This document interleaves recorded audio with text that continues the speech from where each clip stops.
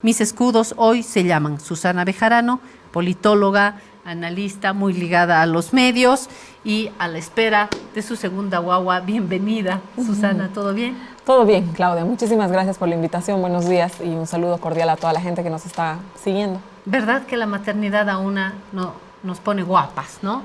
Muchas gracias. Nos pone muy guapas, bueno, sí. Muchas gracias. Gracias también a mi lado Manuel Mercado. Está guapo también Manuel Mercado en la punta, más bien. Manuel Mercado, comunicador, analista. Gracias por estar acá, Manuel. Gracias a ti, Claudia. Un saludo, Cita, una felicitación enorme, enorme. Su segunda guagua. Un gusto verlo a Carlos. ¿Tienes hijos? ¿Cuántos hijos tienes, Manuel? Tengo 4 mujercitas. Caramba. 4 mujercitas. El paraíso. Oh, definitivamente. Y si tuviera una más tendría que ser mujer, dice. Perfecto. Está ahora sí a mi ladito, Carlos Saavedra, politólogo también, analista. Gracias por estar acá nuevamente. Claudia, un placer estar con ustedes. Un saludo a Susi, que viene con una tarijeñita de corazón en camino. A Manuel, un placer estar con ustedes. Sí, niña también, esa es la noticia de hoy. Sí, niña. Estoy encantada. Qué Con la maravilla. noticia, yo, igual que Manuel, creo que soy fan de las niñas. Estará contenta la hermana mayor, Sí, estará muy claro. contenta, ¿no? Bueno, quienes no estamos muy contentos somos quienes estamos pendientes de las noticias y de lo que está sucediendo con el famoso referéndum. Yo les pongo este primer tema sobre la mesa, primero porque me sigue quedando la duda si estamos más o menos llevando un camino sano para la convocatoria a este referéndum, si estamos dentro de lo que manda la Constitución, y luego nos vamos a las preguntas. ¿Quieren hacer alguna introducción sobre la manera como se ha planteado? ¿Alguien quiere comenzar sobre las formas, cómo se convoca esto? Hemos hablado de estas 2 vías la semana pasada, de la iniciativa popular, para la que ya no tenemos tiempo porque se requiere un número específico de firmas, no nos alcanzan, ni por iniciativa de la Asamblea Legislativa. Entonces, ¿cómo vamos a hacer? ¿Lo hace el presidente con una nueva luz verde del TCP? Ya que me está mirando, Manuel va a comenzar. Bueno, sí, si no queda otro avanzo. Yo creo que el referéndum es un intento por tratar de retomar una cierta vía para resolver los 2 grandes problemas que tenemos en el país. Uno es el tema político y el otro es el tema económico. Y en el centro de cada uno de estos problemas está la repostulación de Evo Morales, en político, y qué hacemos con el tema del subsidio, ¿sí?, a los hidrocarburos. Son temas que lamentablemente no se han podido resolver previamente y que están en este momento, o sea, definiendo muchas, o están configurando el escenario, ¿no? Porque estamos viviendo en un momento de pagar facturas por todas las cosas que no se hicieron en su momento. Estamos pagando facturas por haber sido tremendamente flexibles con la interpretación de la Constitución, ¿sí? Estamos pagando facturas por haber confiado tan poco en las instituciones y en la construcción de las instituciones, en la institucionalidad, y haber volcado toda la confianza solamente en las figuras personales. Somos un país donde el personalismo está por encima de la institucionalidad, entonces estamos pagando esa factura. Y en lo económico, por haber quizá calculado mal los tiempos, porque definitivamente creo que nadie pensó que se podía sostener el subsidio a los hidrocarburos por toda la eternidad. En algún momento había que cortarlo. Se intentó hacer en el 2010, pero no se tuvo el valor suficiente o no se enfocó adecuadamente como para suspender el subsidio en ese momento. Entonces estamos pagando esa factura.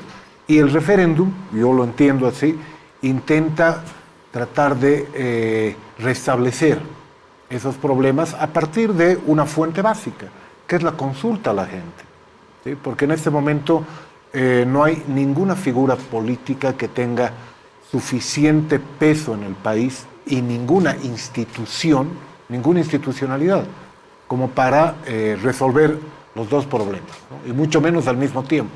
Claro. Entonces creo que estamos tratando de avanzar por esa vía, ¿no? Que ya es un intento de por sí válido, ¿no? Avanzar. Yo comenzaba esto con el respeto o no a la Constitución en la forma de encarar este referéndum, si por iniciativa popular o por iniciativa en la Asamblea Legislativa. No ocurre esto, hay un TCP autoprorrogado que ya está cuestionado y esto podría provocar, de hecho, ya se han lanzado algunas advertencias sobre el carácter no constitucional de esta convocatoria, más los huecos que dejan las preguntas. Y Manuel me dice, vamos avanzando en el camino real de la realidad, es decir, lo político, lo económico, insistiendo en los líderes personales, insistiendo en las candidaturas, cuando hay un problema económico y de desinstitucionalización. Si sigo bien, si leo bien, ¿por dónde irías tú? ¿Me acompañas? ¿Acompañas a Manuel o te acompañas a ti? Yo creo que el tema del referéndum obviamente ha cambiado la discusión política, ¿no? Veníamos con mucha tensión en cuanto a hablar de la carestía de dólares que en consecuencia provocaba la carestía de hidrocarburos, que particularmente de diésel se está haciendo cada vez más seguida, ¿no? Porque no se puede decir que permanentemente no haya diésel, que permanentemente no haya gasolina, eso sería una falsedad, pero la carestía es cada vez más consecutiva, digamos, ¿no? Entonces, evidentemente el gobierno está ante un problema que además tiene una respuesta compleja dentro de los sectores, ¿no? Si uno ve lo que ha sucedido en el 2010, había una respuesta de levantamiento popular en contra de la medida que se ha tomado y lo que se hace se retrocede, como había un buen momento de digamos, producción de dólares, de capacidad de producción de dólares del Estado, evidentemente eso deja de ser un problema, pero no deja de ser un problema, ¿no? Hoy día, efectivamente, yo creo que estamos ante una situación que yo creo que debió advertirse. Y que debió advertirse en su momento, es decir, o sea, la proyección es esta, ¿no? Es decir, es que para eso también sirven las instituciones, ¿no? Con unas instituciones más claras, más sólidas, ¿no? Que te digan, a ver, el dinero me alcanza hasta aquí, esto me alcanza hasta aquí, hay hidrocarburos hasta tanto tiempo, si no hay para tanto tiempo. Es decir, eso no lo puede resolver la población, para eso votas y haces que los resuelva un gobierno. Y eso, la verdad es que no ha pasado, ¿no? Entonces, hoy día se están con los problemas con los que se están y llevar, digamos, a que sea la población que dé su visto bueno a todo esto, me parece que te alivia para tomar la decisión, ¿sí? Porque luego te puedes apoyar en el pueblo. Porque luego te apoyas, digamos, en la decisión popular. Pero yo no sé si es que la decisión popular logra resolver el problema, ¿sí? A ver, si nos ponemos en el escenario de que la gente quiere seguir con la subvención, muchos análisis dicen, la gente normalmente preferiría quedar con la subvención, porque si bien está agendado en el imaginario colectivo la necesidad de ajustes, es un ajuste al otro sector, no al mío, ¿no? Que se ajusten los transportistas, no como los transportistas, que se ajuste la industria, ¿no? Porque ellos ganan harta plata, que se ajusten los mineros, que se ajusten los particulares, es decir, todo el mundo plantea un ajuste, pero que no sea un ajuste que le afecte directamente a su sector. Entonces, digamos, en el imaginario que se gane, que el referéndum gane, que se va a continuar con las subvenciones, ¿de dónde se va a sacar plata para continuar con las subvenciones? Es la siguiente pregunta, ¿no? Es decir, perfecto, se continúa con las subvenciones, pero tienes el problema de la carestía de dólares, ¿no es cierto?, que nos está impidiendo el tema de lo de las subvenciones. Bien, entonces, ahí yo abro la pregunta de si te está dando una respuesta o no el referéndum. Y si el referéndum te dice, levantemos las subvenciones, la siguiente pregunta es ¿cómo levantamos esas subvenciones? Mañana, al día siguiente que se hace el referéndum, se hace progresivamente como lo ha anunciado el presidente Luis Arce. La pregunta no hablaba de progresividad, aunque ahora las preguntas van a ser editadas porque el tribunal las ha devuelto, ¿no es cierto? Quizás hay una oportunidad para hablar de la progresividad. Las preguntas, lo que ha presentado el gobierno es que no habla de la progresividad. Entonces, ¿cómo se va a hacer eso? Y si no hablamos de la progresividad del levantamiento de las subvenciones, estamos ante una posible gran inflación. Porque si suben inmediatamente los precios de los hidrocarburos, ahí tendrías, digamos, como respuesta la subida de precios de absolutamente toda la cadena, ¿no es cierto? ¿Y eso qué implica? ¿Van a subir los sueldos? ¿No van a subir los sueldos? Eso implicaría por primera vez en Bolivia que pensemos en hablar de una inflación, porque hoy día podemos hablar de una subida de precios, pero no podemos hablar de una inflación siendo correctos, digamos, en términos económicos, ¿no es cierto? Entonces, esos temas me parece que hay que empezar a pensarlos y a discutirlos. Me parece interesante el volteo de tablero que hace el gobierno, pero yo siento que y que le sirven al gobierno para respaldarse en una decisión popular, pero siento que no solucionan el problema de fondo. Con el otro tema, que es el tema político, ¿no es cierto? Yo pienso que ahí otra vez es un tema de institucionalidad, y ahí coincido con Manuel en la debilidad de las instituciones. ¿Por qué? Porque el MAS no pudo solucionar su tema interno. Lo he dicho aquí varias veces, ¿no? Claudia, el MAS no encontró caminos internos para solucionar las diferencias entre ellos, ¿sí? Con una institucionalidad, nosotros supondríamos que un partido político tan grande como es el MAS, que ocupa prácticamente, se apropia de todo el sistema político, ¿no es cierto?, podría haber encontrado los mecanismos para definir quién es la candidatura del 25, porque ese es el problema. Y resulta que no ha tenido la capacidad de generar mecanismos internos. Cuando habla de las primarias abiertas, cerradas, habla 2 años después de que el problema estaba completamente instalado. Y si uno es riguroso en el análisis, porque vale la pena hacerlo, ¿no es cierto?, si ves cómo están configurados los estatutos para estas primarias y luego para quien posee, quien sea el poseedor de la candidatura del 2025, ahí te encuentras con serios problemas, digamos, de quién puede y quién no puede. Eso es un problema de institucionalidad, ¿no? Que evidentemente me parece que resuelve una parte del problema político, pero que por supuesto no resuelve tampoco la integridad del problema político. Resuelve la interna del MAS, que resolver hoy día la interna del MAS es un tema político importante que marca efectivamente el sistema político, pero no estamos hablando de todo el sistema político, estamos hablando de resolver, digamos, una crisis interna que no está pudiendo resolverse por otras vías. Con esto termino, hablabas del tema constitucional. Efectivamente, digamos, para hacer modificaciones a la Constitución se necesitan estas 2 vías, una iniciativa popular y la otra la Asamblea en sus 2/3. Sin embargo, para hacer una consulta al pueblo que no va a haber donde no hay una afectación a la Constitución política del Estado, por supuesto que el presidente puede convocar, ¿no? La pregunta 2 y 3, como estaban marcadas antes de que el tribunal las devuelva el viernes, ¿no es cierto?, no hacen una modificación constitucional, es una consulta popular. Por lo tanto, esas pasan por un tubo. La primera, ¿no es cierto?, que tiene que ver con la reelección, ¿no?, habla de la necesidad de que se modifique la Constitución a futuro. Entonces, ¿qué es lo que estoy haciendo aquí? Evidentemente que puede sonar a una cuestión, incluso te lo diría con la palabra que corresponde, tramposa, ¿no es cierto?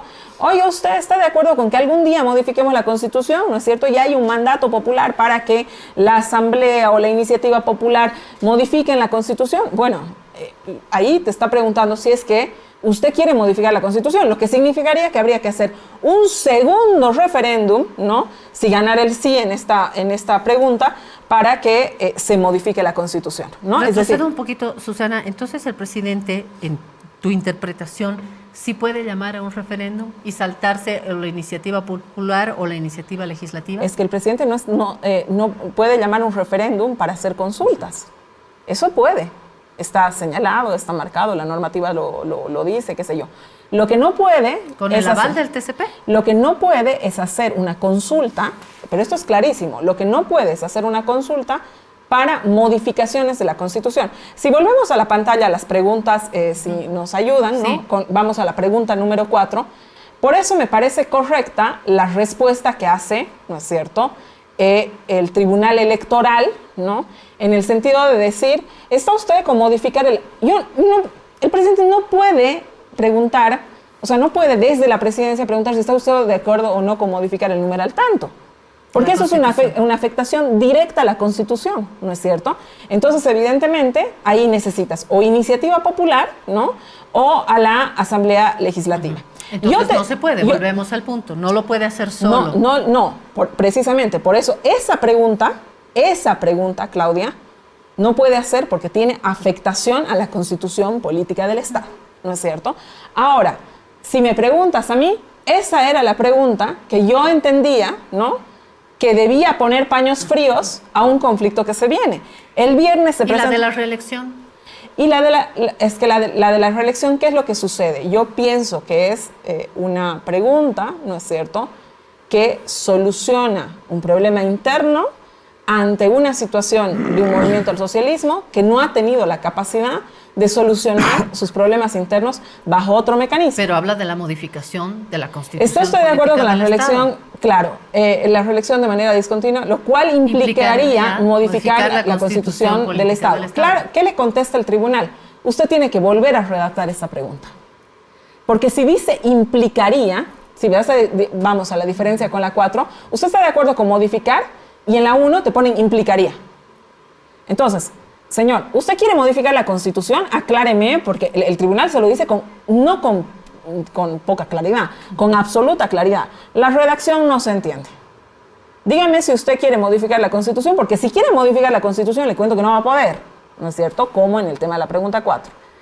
Acláreme qué es lo que quiere. Se lo permite el TCP, el Tribunal Constitucional Plurinacional, Mira, que ya ha echado mano y puede volver a echar mano. Yo creo que ahí sí sería una cuestión tremendamente complicada, ¿no? Porque tú tienes un tribunal electoral que es un poder del Estado que ya ha tenido una palabra. Edite la primera. ¿Qué quiere usted hacer claramente con la primera? Las 2 segundas, quítele la carga, ¿no? Porque lo que dice el tribunal es claro. Oiga, un ratito, las preguntas tienen que ser lo más objetivas y no nos tienen que conducir. Usted, no sé qué, nos produce miseria absoluta, que no sé cuántos. Tú tienes que sacar eso. O sea, la carga la tienes que sacar. En la primera, lo que dice, entonces, si bien el TCP, que, a ver, evidentemente yo creo que el TCP debe ser lo peor que le pasa al país, ¿no? Pero si bien el TCP y hace una resolución que va en contra también de otro órgano, que es el órgano electoral, yo creo que no solamente se quita prestigio, etcétera, sino además le quita, existe nuevamente el TCP un conflicto de poderes, esta vez con el órgano electoral, ¿no? Que no es la primera vez. Que no es la primera vez. El Tribunal Supremo Electoral ya dijo que son poderes que no deberían atravesarse de esa manera. No deberían pero ya lo atravesarse, hizo. que no deberían atravesar. Y lo segundo te diría, guarda con que el Tribunal Plurinacional se ha vuelto a la espada de Damocles de la democracia. Entonces, cuiden las formas, ¿no? Ya se van a ir. Intenten irse un poco más limpiecitos. Ya los está despidiendo, Susana. Ya se van a ir. El 1 de diciembre votamos la elección judicial. Esa está convocada. Ya se van a ir. ¿Hay candidatos o no? Ya se van a ir. Hay que ver qué hacen antes de irse, ¿no, Carlos? A ver, podemos entender esta convocatoria al referéndum, yo creo que a partir de 2 elementos centrales, ¿no? Estamos viviendo hoy una multipolarización destructiva. Ya veníamos polarizados desde el 2016, se ahondó el 2019, pero ahora ya no es la polarización con el clivaje del bloque conservador versus el bloque del MAS, el bloque masista, el bloque antimasista, sino que ahora hay una multipolarización porque también al interior del MAS hay una guerra sin cuartel, fratricida, te diría, ¿no? Entonces tienes un ambiente político absolutamente exacerbado. Y el segundo elemento para entender la convocatoria del referéndum es que tienes una tremenda fragilidad institucional, una profunda fragilidad institucional en los distintos ámbitos. fragilidad institucional en la justicia, fragilidad institucional en el órgano legislativo, fragilidad también con el Ejecutivo, fragilidad en el MAS, fragilidad en la oposición al ¿Es MAS. el Tribunal Supremo Electoral, tal vez? Bueno, en Tarija dice a veces el menos peor, dicen, ¿no? pero podría ser, digamos, ¿no? Es el que ha logrado cosas interesantes el Tribunal Supremo Electoral con la convocatoria que hizo a todas las fuerzas políticas, logró reunir a todos, logró tomar decisiones. Creo que el Tribunal Supremo Electoral está con una carga de credibilidad que es importante, diferente al TCP o a otros órganos, ¿no? Entonces, solo puedes entender a través de esa multipolarización y de esa fragilidad institucional el momento que estamos viviendo. Y a partir de eso puedes entender que ha sido imposible encontrar soluciones políticas institucionales a lo que está pasando en el país, ¿no? Y la política siempre encuentra soluciones, siempre termina encontrando soluciones, pero lo que sí varía son las vías a través de las cuales se encuentran las soluciones. Se pueden encontrar soluciones vía Por la vía del institucional. desastre también se pueden encontrar. Y eso Pueden es lo que hay que arder las evitar. calles, Exactamente. puede haber paros, puede haber bloqueos, puede haber disparos, puede haber muertos, puede haber militares en la plaza, puede haber la violencia, es una forma de resolución de conflictos, cuando la política institucionalmente no tiene la capacidad de resolver los temas. Y en esto hay que ser categórico. La política institucional ha fracasado. No ha podido construir soluciones a problemas políticos, a ciertos problemas económicos, porque no se ha podido lograr consensos. Está tan polarizada la situación política que, por ejemplo, la Asamblea no ha podido ponerse de acuerdo en temas centrales, ¿no? Este camino hacia las judiciales realmente ha sido tortuoso, pero tortuoso, así. Realmente cuando parecía que ya estaba, creo que ahora ya nada lo detiene, quiero creer, digamos, ¿no? Que ya nada detiene, pero no ha habido soluciones políticas en lo institucional. Entonces, ¿qué nos quedaba? La calle, ¿no? Entonces, en ese marco, creo que el referéndum puede ser un recurso de la democracia interesante para que no nos agarremos en la calle con bloqueos, con paros, pero coincido plenamente con lo que planteaban Manuel y Susana, de que sí hay que ser muy cuidadosos en las formas para que esto realmente sea una válvula de escape a la falta de soluciones institucionales y que más bien no sea otra chispa que más bien termine incendiando más el escenario, ¿no? Entonces, si se hacen de manera correcta, a mí me gustó mucho la respuesta que tuvo el Tribunal Supremo Electoral sobre las preguntas, porque fue claro. Dijo, tienen que ser imparciales, tienen que ser objetivas, esta no va, señor, porque modifica la Constitución. Entonces creo que es importante que avancemos de manera correcta en las formas para que no ahondemos la conflictividad y que para más bien logremos que este referéndum sea una válvula de escape a tanta presión política que hoy no se ha podido resolver de manera institucional.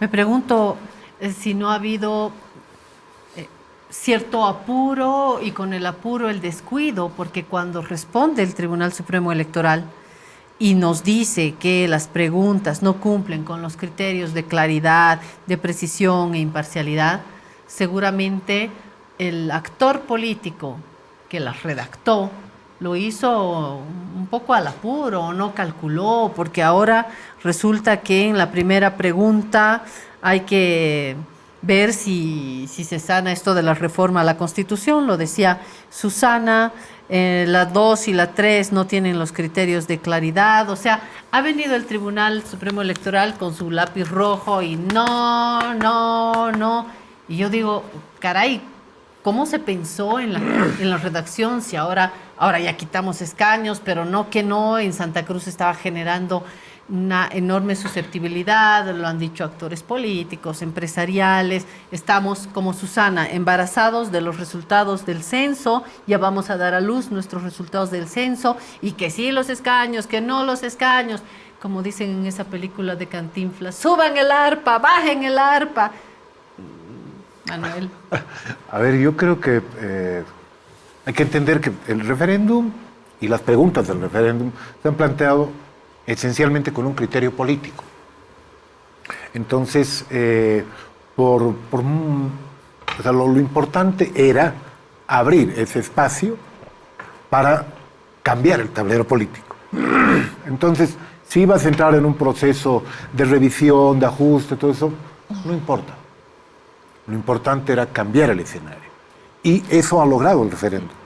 Ha cambiado el escenario y obviamente ahora entra en un proceso de revisión de las preguntas, de ajuste, ya de reflexión un poco más cuidadosa, pero en un nuevo escenario. Entonces, sí se cumplió con ese objetivo, creo yo. Y obviamente ahí ya se empiezan a discutir algunos elementos que son mucho más, que deben ser mucho más precisos, ¿no? El gobierno ya ha indicado que no va a la cuarta pregunta, ¿sí? Entonces, la pregunta la de central... Los escaños. Exactamente, o sea, no va la de los escaños. Claro. Que igual a mí me parecía también tratar de mezclar, o sea, tratar de resolver en un referéndum todos los problemas. O sea, problemas de equilibrios geopolíticos internos del país, o sea, tratando de satisfacer Sobre a todo todos. cuando estamos esperando los resultados Claro. del censo que ya nos costó 1 y 1000 bloqueos, ¿no? Sí, o sea, y que puede causar todavía más problemas, porque ya anticipó esta mañana Camacho que 4 millones, ni uno menos. O sea, hay un sector de la oposición... Luis Fernando Camacho. Sí, justamente y anticipó, o sea, en pocas palabras, no me interesa a él y a otros cuánto salga en los resultados del censo del INE. Igual van a decir fraude. Claro, o sea, aquí dicen, nosotros ya hemos contado. Claro. Nosotros ya hemos contado, así que tienen su posición. Ahí se viene un problema, sin duda alguna. Más allá de que hayan más de 4 millones registrados en el censo en Santa Cruz, ya se viene un problema, ¿no? Pero es algo que no lo podía resolver, ni debería resolverlo un referéndum, ¿sí? O sea, me parece bien que se retire esa pregunta. La pregunta... ¿Qué las dijeron preguntas, en el equipo político del oficialismo? ¡Ay, caray! ¡Ay, caramba! Claro. Quitemos. ¡Ups! Claro, o sea, pero quedan aún las otras 3 preguntas. La pregunta 2, la pregunta 3, referidas a gasolina y diésel, que es la misma pregunta, solo que gasolina sí, diésel no, lo cual ya implica una visión del gobierno de tratar de dividir el tema de los subsidios.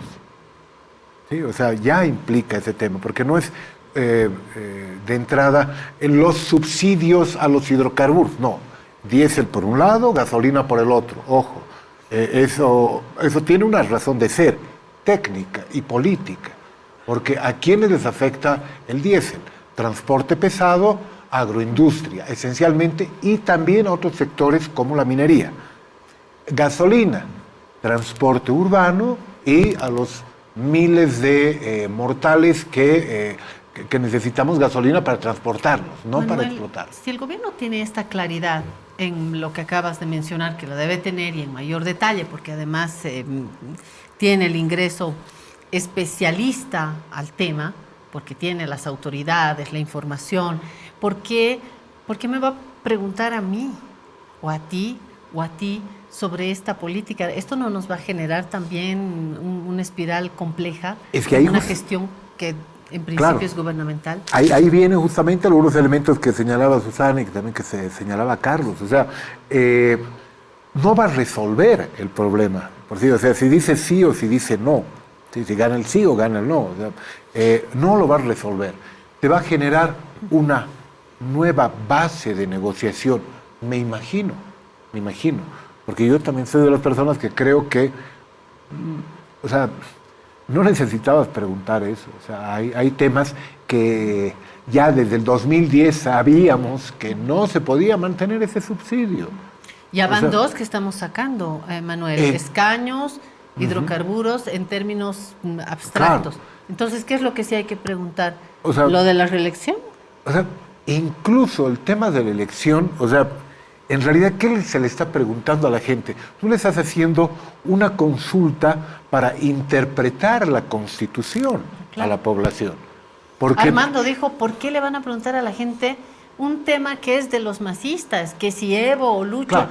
Este es un tema de la vida de Evo Morales y de Luis Arce, Claro. que no hacen al país. Ahí yo, por ejemplo, tengo una visión diferente. O sea, justamente porque creo que no es un tema solamente sobre Lucho Arce y Evo Morales. O sea, tenemos que de una vez cerrar con candado la discusión sobre la reelección.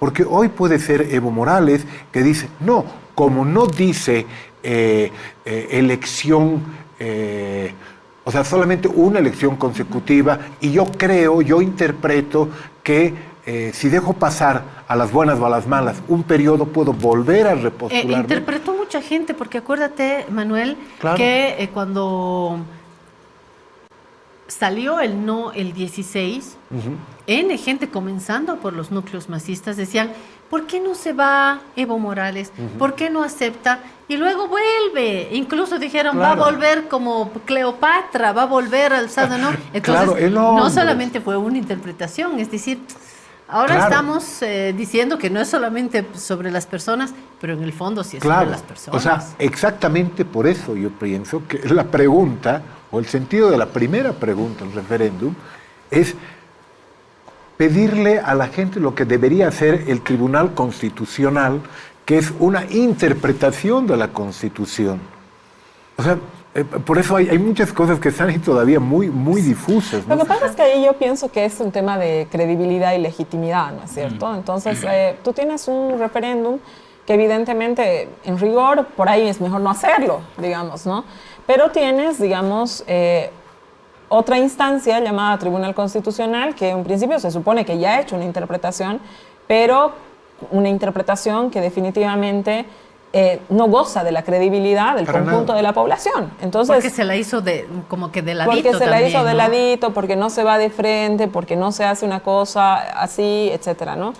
Yo creo que si nosotros tuviéramos una institucionalidad, un órgano judicial en todas sus instancias más creíble, que realmente vele por el Estado de Derecho más allá de las fuerzas políticas y de los intereses coyunturales que éstas vayan a tener, porque uno, si se pone a pensar, digamos, aquellos que hoy día intentan no juzgar a unos, eran los que ayer esas mismas personas los juzgaban, les iniciaban procesos y toda esta cuestión, ¿no es cierto? Entonces, evidentemente tienes una institucionalidad muy dañada, digamos, muy poco creíble, y creo que el referéndum, de alguna manera, ¿no? Ayuda, si tú quieres, a darle legitimidad, ¿no?, a las decisiones que vayas a tomar. Sacando escaños. A ver, yo creo que esa pregunta, no, me refiero a las que están ahora, ¿no? Es decir, sacando escaños no era lo que me refería. Sino, por ejemplo, el tema de las interpretaciones que se están dando, no de los escaños, sino de si Evo puede o no participar. Yo lo decía al inicio de esta intervención. Eso evidentemente soluciona, ¿no?, o intenta dar fin a un conflicto interno que el MAS ha sido incapaz de resolver, ¿sí? Y se pone, digamos, a respuesta a todo el mundo, y ahí coincido con Armando. Mucha gente dirá, pero si esto ya lo hemos resuelto, o si los masistas se quieren matar, que se maten. El problema es que los masistas ocupan la mayor cantidad del campo político, y que esa ocupación está distorsionando todo el sistema político, ¿no es cierto? Entonces, evidentemente, lo que se busca ahí es darle legitimidad a una decisión que per se ya sabemos que ha tomado el Tribunal Constitucional. En tu última columna hablas del MAS sin masistas, ¿no? Sí. Pero no se refiere específicamente a este tema, ¿no? Sino, o sea, yo pienso que es eso. Y en la otra, ¿no es cierto? Yo lo decía igual en mi interpretación, capaz, y Manuel tiene razón, y dices, pucha, le preguntamos esto a la gente, no le preguntamos esto a la gente.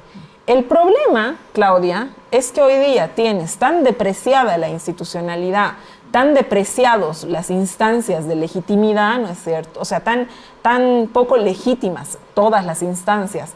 Las decisiones de unos, de otros, siempre están cargadas, digamos, con la sospecha del otro de que esto está mal, de que esto no se va a hacer, o yo tomo lo que vaya a hacer, ¿te das cuenta? Entonces, que me parece que ese volteo de tablero lo que pide a gritos, ¿no es cierto?, es: me voy a dar un baño de legitimidad a las decisiones. Eso no tienes un baño de legitimidad a darse, es un baño de legitimidad a las decisiones que toman tanto Arce en política pública, no política económica, como esta otra decisión que tiene que ver con temas políticos. Eso es a mí lo que me parece que sucede con esto. Ahora, yo te diría que la cuarta pregunta, desde mi perspectiva, evidentemente despertó sospechas en Santa Cruz, porque los cruceños estaban a la idea de esperar que se cumpla este acuerdo que se ha dado el 2022 para dar fin con el conflicto de los 36 días que se han vivido, ¿no es cierto? Sí, o sea, se aplican los resultados, ¿no?, del 31 para las elecciones del 25 y los recursos a fin de año del 24. Este es el acuerdo que se tiene con Santa Cruz. Entonces, evidentemente, Santa Cruz se puso susceptible, pero evidentemente ahí y detrás de eso, ¿no es cierto?, hay otro conflicto que puede suceder. Si bien Santa Cruz va a ganar, ¿no?, por las proyecciones así lo dicen, por ahí gana 1, 2, 3, 4, no sé cuántos vaya a ganar, eso nos lo dirán, ¿no es cierto?, escaños, otros van a perder.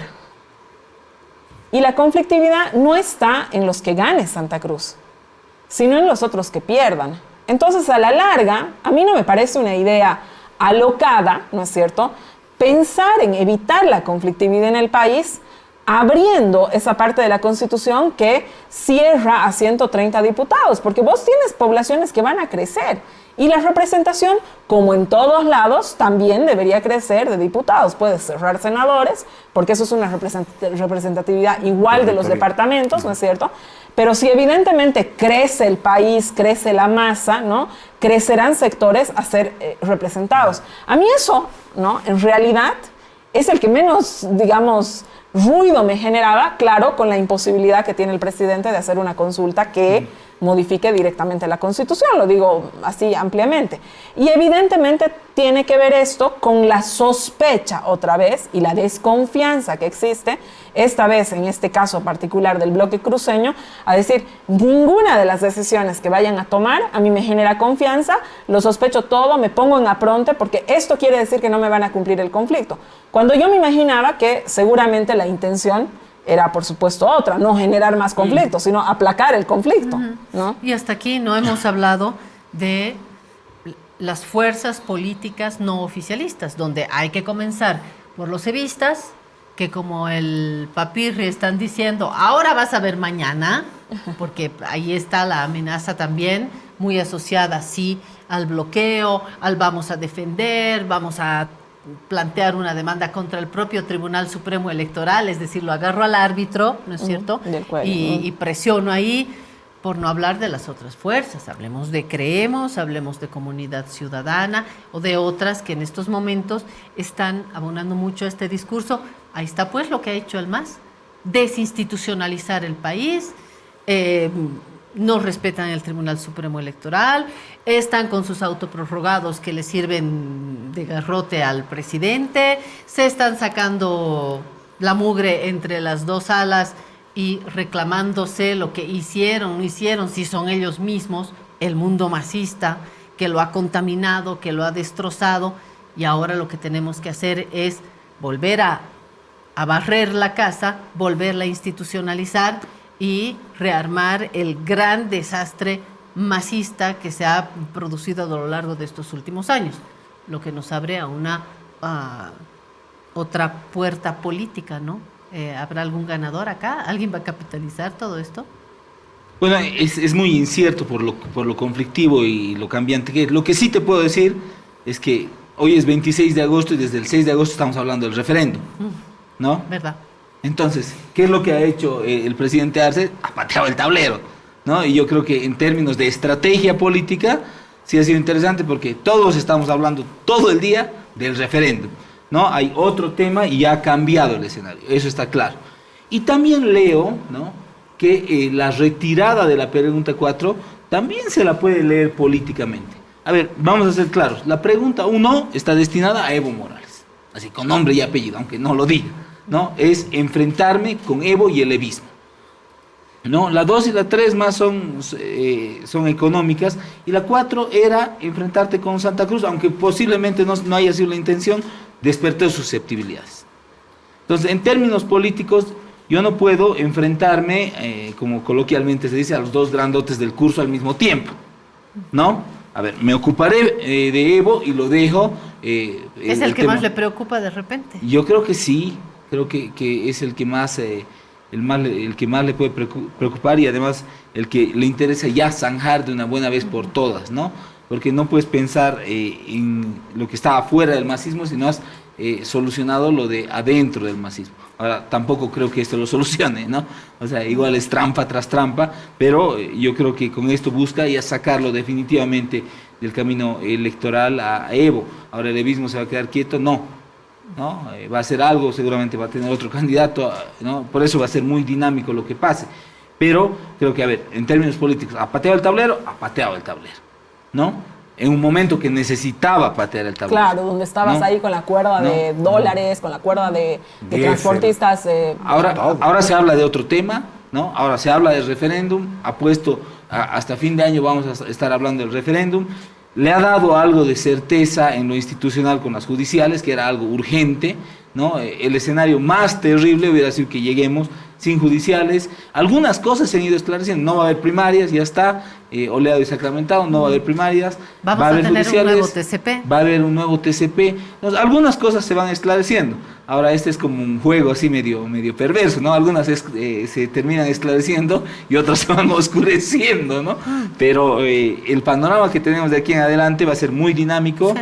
va a ser complejo, ¿no? Sí, no, porque estamos hablando de la discusión pública que en efecto tiene que ver con las calles, con los cafés, con los minibuses, pero hay una otra discusión y preocupación que sí se está dando también, que es tu salario, Manuel, cada mes es más pequeño. Con tu salario cada mes compras menos. Porque subió el café, porque subió el azúcar, porque la marraqueta está de este tamaño, porque el diésel, porque la gasolina y porque eso es lo que en verdad nos preocupa, ¿no? Primero nos preocupa. Claro, al venir acá, por ejemplo, hablaba con el taxista y me dice, hoy tengo que llenar mi tanque, y era un taxi súper chiquitito, ¿no?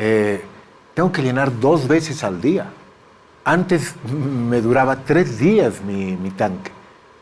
Porque la gasolina, como tiene más alcohol, ahora evapora más rápido, se vacía más rápido el tanque, entonces es más complicado, ¿no? Entonces, evidentemente hay muchos problemas de la institucionalidad, de la credibilidad de la Asamblea Legislativa, de los gobiernos departamentales. Es terrible, ¿no? O sea, es terrible. Y estamos pagando una factura muy, muy elevada por haber sido muy flexibles en todo con la institucionalidad y en la interpretación de las normas. Pero los temas concretos que le importan a la gente hoy están referidos justamente al poder adquisitivo de tu salario, a la posibilidad de acceder a cierto tipo de productos. O sea, el problema ya no es que sean caros solamente, sino que no hay, ¿sí? Entonces, el gobierno está tratando de buscar, creo yo, escenarios que permitan resolver y atender esos problemas que no son privativos o que no se deben exclusivamente al desempeño del gobierno. O sea, el proceso inflacionario es global. El tensionamiento de las cadenas logísticas para traer y llevar repuestos está tremendamente desorganizado y complicado desde los problemas. O sea, por hablar de un solo rubro, ¿no? Claro, o sea, hoy los productos que salen de China tienen que ir viendo con cuidado si es que no tienen algún problema o en Yemen o en Cabo Verde, así en cualquier lugar. Entonces, estamos ante un escenario global muy complicado que está teniendo repercusiones complicadas en el país. Y eso es algo que estamos descuidando, lamentablemente, por estar en estas champaguerras, o sea, donde está la desinstitucionalización, está el deseo de seguir teniendo un pedazo de poder o entrar al Estado para tener un pedacito de poder y quizá hacer lo que hizo Áñez y su comparsa en ese momento. O sea, fue terrible, ¿no? Entonces, no estamos viendo que más allá de esa problemática interna, hay tremendos retos que tiene que superar el país, pero realmente grandes. O sea, lo que está sucediendo a nivel global es algo inédito por lo menos desde la Primera Guerra Mundial. Por lo menos desde la Primera Guerra Mundial y desde el medioevo, si hablamos de un traslado del eje de poder del occidente al oriente, a Asia. O sea, medieval, porque medioevo van a pensar que tiene no, que ver claro, con el Evo Morales. medioevo, medio arce, no sé. Pero, o sea, es tremendo, ¿no? Entonces, Sí. y lamentablemente, ese tipo de discusiones no las vamos a poder tener en un ambiente tan crispado, tan chiquito, tan provinciano en su discusión y tan poco comprometido con estas tareas, ¿no? Y ahí sí necesitamos olvidarnos de que las soluciones van a venir como venían los pasados 20 años, poniendo un solo partido, una sola figura en el centro de la decisión. Hoy tienes que consultar. Y tienes que consultar con los otros, con los que están del otro lado del río, ¿sí? O sea, con la oposición. Y es impresionante cómo, y eso de alguna manera lo comentaba Carlos en la entrevista que se publicó en La Razón fin de semana, o sea, aparentemente los dos sectores del MAS están más abiertos a hablar y a dialogar con la oposición que con el otro sector del MAS, lo cual te muestra cuál es el nivel de ruptura que hemos tenido en el sistema político boliviano dentro del Bloque Nacional Popular. Oposición, cuando no, sector empresarial, donde también hay un acercamiento que firma documentos, pero no sé si luego se va a cumplir. Lo mismo con los transportistas pesados. Y claro, ante un gobierno con debilidades y oposiciones también que se encuentran sofocadas por su propia situación, de caída en las encuestas o de no poder candidatear con un determinado líder, no un determinado medioevo, Evo Morales, Luis Arce, que también estará buscando su posibilidad de candidatear. Es decir, hay un escenario político ahí que se las está jugando de manera muy, muy riesgosa para el resto, ¿no? Porque nosotros estamos viendo cómo hacer que nuestro salario, que nuestros ingresos no se achiquen. Nos vamos a refugiar en el dólar, no hay, si el euro, ¿cómo está? ¿Has comprado arroz? Estamos en esa, ¿no? En esa crisis tan compleja y en una debilidad compleja. Y yo estoy muy pesimista hace unos días ya. Y bueno, no solamente tú, Claudia, yo creo que esta cuestión también tiene que ver precisamente, yo creo, con la crisis del sistema político en general, ¿no? No solamente esta crisis de la pelea intestina del MAS, sino la crisis en general que tiene igual la oposición, como lo señalabas, con sus problemas internos, uno se presta la sigla, no, pero yo me he prestado y ahora no sé, yo también quiero renovación, es decir, las mismas, digamos, los mismos problemas, en más chiquitos, si tú quieres, que existen en el MAS, los encuentras en las internas opositoras. Hoy día ese mapa político se ha reconfigurado porque lo que dice Manuel es correcto, ¿no? Hay un ala, digamos, del MAS que prefiere dialogar con el ala de otro partido que dialogar con sus propios otrora compañeros de partido, etcétera, ¿no es cierto? Y al estar tan imbuidos en esto, nos olvidamos de aquellas discusiones que deberían estar planteadas como la que ha señalado Manuel, cómo está el mundo. Bueno, ahí yo veo un vacío absoluto de la Cancillería, que no nos enteramos en qué está el mundo ni cómo se posiciona Bolivia ante ese mundo también, ¿no? Que debería ser un tema, ¿no? No, lo que sabemos de la Cancillería son las crisis con la embajadora de España, con la embajadora de Rusia. Sí, estamos perdidos también en esa discusión. Estamos perdidos, digamos, en esas discusiones que otra vez son pequeñas, que otra vez son de espacios de poder, que otra vez son chiquititas, sin una mirada de cómo nuestro país se posiciona ante problemas globales que, como ha señalado Manuel, existen, que son importantes, que van a tener una afectación en la economía cotidiana de la gente, porque a mí no me llega el producto chino, capaz si no me llegan los alfileres. No le llegan los alfileres, guarda para el gran poder. ¿Qué haces con los alfileres en el gran poder? O sea, una cosa tan, no, que vos dices, no tiene ninguna importancia, pero claro que tiene en la vida cotidiana de la gente. La tela que ha aumentado. La tela que ha aumentado, es decir, eso, ¿qué le significa? ¿Qué se cierra? ¿Qué no se cierra con aquello? Y entonces ves una clase política, y esto yo lo digo en general, y creo que lo comparto contigo, Claudia, lo hemos hablado en este espacio también, que está absolutamente marginada de la discusión cotidiana de la gente. Nosotros estamos hablando de la subida del pan, que si la marraqueta, que si la gasolina me dura, no me dura, porque ya no me dura, no sé qué. Si mi sueldo, antes yo me compraba tantos dólares con mi sueldo, hoy día me compro cuántos con mi sueldo, antes me compraba tantos euros con mi sueldo, hoy día no me compro tantos euros con mi sueldo, aunque luego no te los vayas a comprar, pero esa comparación en la cabeza está, ¿no es cierto? Aunque luego no los necesites, ¿no? Pero esa discusión de la vida cotidiana de las personas es de la que nadie se está ocupando. En los distintos niveles. En los distintos niveles. Hoy día salió una nota, ¿no es cierto?, sobre cómo la clase política no solamente está al margen de estos temas que hablamos, esa clase política tan envejecida, ¿sabes? O sea, tenemos un Manfred Reyes Villa, que ha sido candidato a presidente en el 2002. 23 años después, el señor va a ser candidato a presidente. Un Mesa que ha pasado ya los 70 años, ¿no es cierto?, que ha sido presidente en el 2002. Ser candidato otra vez en el 23. Un Tuto Quiroga, que ese nunca sale, ¿no? Ha sido candidato, ministro viene siendo desde el 80, ¿no? Presidente en el 2000, 2001, ¿no es cierto?, candidato sistemáticamente, otra vez va a ser candidato en el 25. Entonces, tú dices, esos techos, ¿no es cierto?, no solo se le exigen mucho a Evo Morales, ¿sí? Se le han exigido mucho a Evo Morales, pero no se le están exigiendo a la clase política en general. Ya, Evo Morales, tienes que renovarte, que no sé qué. Evo Morales es bastante menor que todos estos que hemos señalado, ¿no es cierto?, ¿no?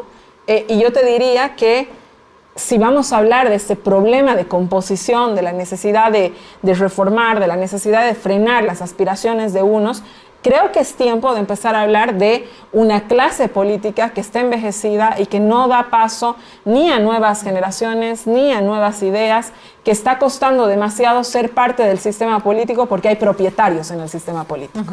Bueno, Susana empezó a hablar de la edad y yo voy a cortar esta discusión. No te vas a meter ahí. Como dice una amiga, hasta de mi edad puedo hablar mientras no toquen mi peso. Dice, gracias Susana Bejarano, gracias Carlos Saavedra, gracias Manuel Mercado por esta renovadora discusión sobre la política. Hemos hablado de economía también, pero de la política, que es donde estamos entrampados. Esta es una discusión en evolución y yo le agradezco que nos haya acompañado. Nos vemos mañana a las 11.